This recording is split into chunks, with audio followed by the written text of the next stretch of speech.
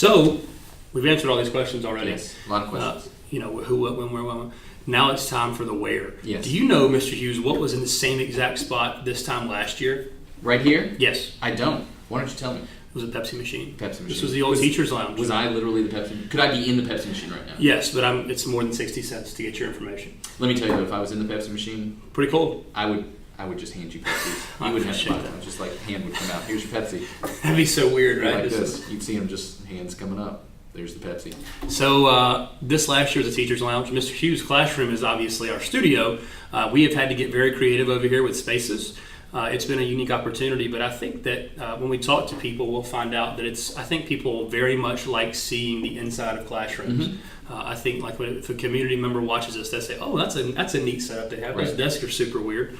And you did the cool thing with the walk around the MTV Cribs type tour. Yeah, yeah. That was. And so we just got took a a tour of the feedback building, on that. yep, so people could see. Yeah, I think it's really cool to see people's different setups. And so like the olden classroom days, like when I was in high school 10 or 15 years ago, you'd walk in and you'd see 5 rows of desks. It's pretty standard. And now we walk in, there's bean bags on the floor, and there's designated reading areas, and there's kidney-shaped tables and all that kind of stuff. So to me, that's neat to see. If somebody watches, they say, "Oh, wow, that's really neat." So, on the blog, but around the place, do you think our differentiated seating options have made a difference in the education process?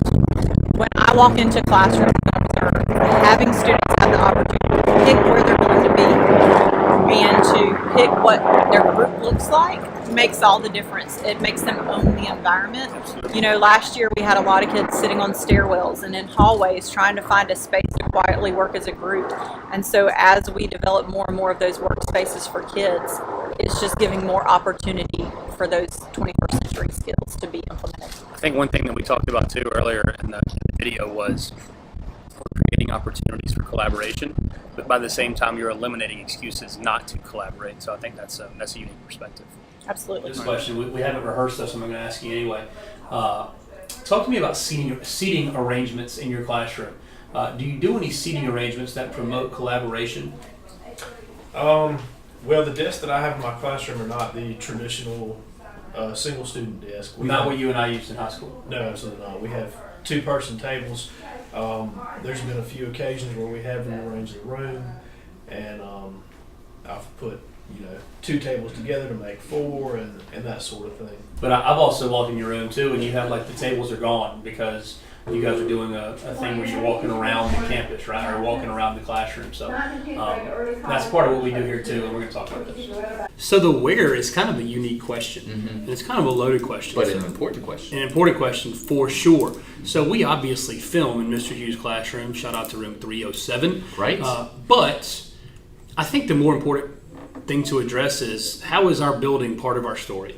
And so I think it's neat for community members, and we even have some teachers here that went to elementary school in this building quite some time ago. This building is forever old. Back when there was a cafeteria built. That's right. Yeah. So I think it's neat for people in the community to see, hey, I went to school there. Let me watch that. So it's one more way to catch people. But so the other thing to consider is this. This morning my wife is out of town, so I'm taking the kids to school. And it was so neat. And it's funny, we're talking about it today because it went off this morning. When I took my little girl to school, I got to look into her classroom and look through the window, and I saw her. She talks about going to get a baby doll as soon as she gets to school, and I saw her go and get it, and I saw her interact with her kids, and she went to her snack table, and that was neat because when she talks about it now, I'll have some visual representation in my head. Yep. Kind of like when you hear somebody on the radio and you see their face for the first time, you're like, oh, that's what that person looks like. So when you hear them, never what you think. when you hear them, you'll think like, and that's what they look like. It's never what you think. Exactly. Yeah, so it's different. So yeah, and this is when you talk about classroom setups. Yeah. So then the other thing about the where is looking at the classroom setups, you have different arrangements that are all designed for collaboration. So when you're filming that and seeing how that looks and what that kind of goes along with your point about you can envision your children being in the school, working collaboratively, sitting at these desks and stuff, and it just helps to create that mental picture and that image and connect you to what your children are doing. The other part the reason we're showing these pictures too is over here we're all about collaboration, and so what you see in the pictures is we are setting kids up for chances to collaborate by putting them in very what I would call unique seating arrangements. They're not unique to this place because the entire school does this. That was part of Dr. Harrison's vision when he was here. But to me, it's very cool because it's not something that's been going on for a long time. It's Right. relatively new discoveries. So again, a difficult topic, but an important one to cover. Right. So